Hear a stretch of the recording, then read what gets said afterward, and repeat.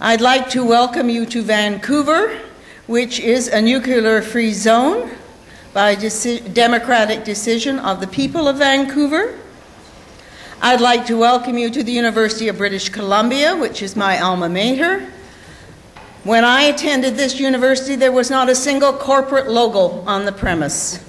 And now there are strip malls all over this campus with the same logos that are on the strip malls on the U.S. military bases in Iraq. And this is no coincidence. This is why we are gathered here today, because of this universality of domination. The Canadian Forces Maritime Experimental Testing Range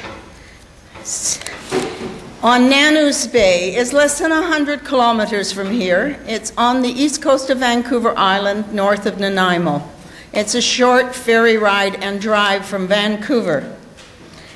It is the location not only of where the United States military tests its maritime weapon systems, but it is also the host port of many nuclear-powered military ships from the United States, and also presumably nuclear-armed because they are nuclear-capable. But it is the policy of the United States of America military not to reveal whether any of its vessels or airplanes carry nuclear weapons. An agreement was signed in 1965 by Canada and the U.S. and to allow the United States of America to use this base. Canada tests nothing at this base. The United States is essentially the sole user of Nanu's Bay. Canadian taxpayers pay over $10 million annually for the maintenance of this facility.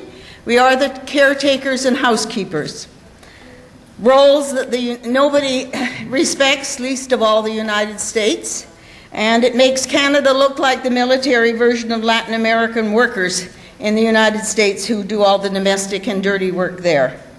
So the base is really Canadian in name only, like much of this country. 30 years of testing has dumped 93 kilograms of copper wire and tons of toxic metals and materials on the seabed in Nanu's Bay. But the United States military is exempt from any environmental responsibility by Canadian law. That's our law.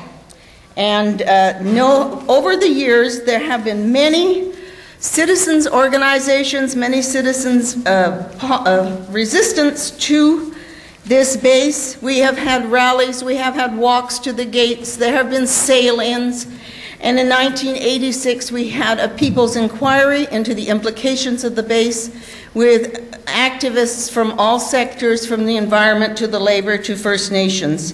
And Dr. Rosalie Bertel and Bishop Rene DeRue and I were among the panel.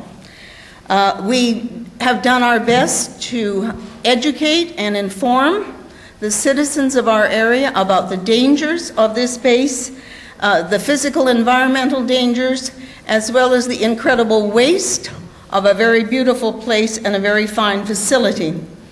The government of British Columbia in the 90s was a Social Democrat government, and it passed a law in the House, in the BC legislature, which was voted on and agreed to unanimously by all members of the legislature, that British Columbia be a nuclear-free zone. And so the BC government, which actually owns the land and water by Canadian law on which this base is placed, tried to prevent the federal government from continuing to use it. And in 1999, the federal government appointed a judge, a hearing officer, to hear objections to the use of this base. And there were many many submissions, including those from government people. And I was part of a submission that said, in whose interests are served if the federal government of Canada expropriates the Nanu's test range and hands it over to the US with a multi-year lease? Because if the BC government had succeeded, the federal government was going to expropriate it. Well, in the end, they did expropriate it on the basis of national security.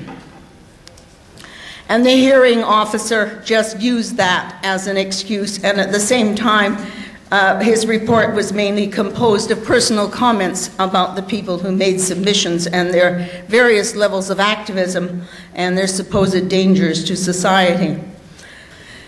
And important as our base is, this individual base, to the citizens concerned about environmental dangers and the loss of sovereignty, it is more important to cite Nanu's Bay within the global context of our gathering today. The real reason there are U.S. bases in other countries is not the freedom to pollute, the convenience of location or access of cheap labor, or even the convenient subservience of states with complicit governments. The real purpose is to make it clear that the world superpower has not stopped preparing for and waging war since it was established. The real purpose of constant war readiness is to ensure that there are no frontiers on land or sea, in institutions or structures, in information or technology, in resources and treasures of humans or nature, or in the minds of vassals or its own citizens, that cannot and will not be controlled, enclosed, and conquered. The ultimate privatization, the enclosing of the commons and the commodification of everything, is the final goal of every base, every small bite, and every wound inflicted on the U.S., by the U.S., on its own citizens, and the military of the U.S. on the rest of the world. Resistance continues. We are part of that resistance here, and it is my hope and dream that the support and inspiration of global networks like the No to U.S. bases and the growing peace and democracy movement worldwide will help all forms of domination, and that a part of this solidarity, Nanu's Bay, will be returned to the First Nations people and local residents, as well as to the abundant sea life of our beautiful region. And I will close with the wise and inspiring words of Rosalie Bertell. The continuity of life, the call for making things better for the next and the next generations blots out all hesitation. We have to be part of something larger than ourselves, because our dreams are often bigger than our lifetimes. Thank you.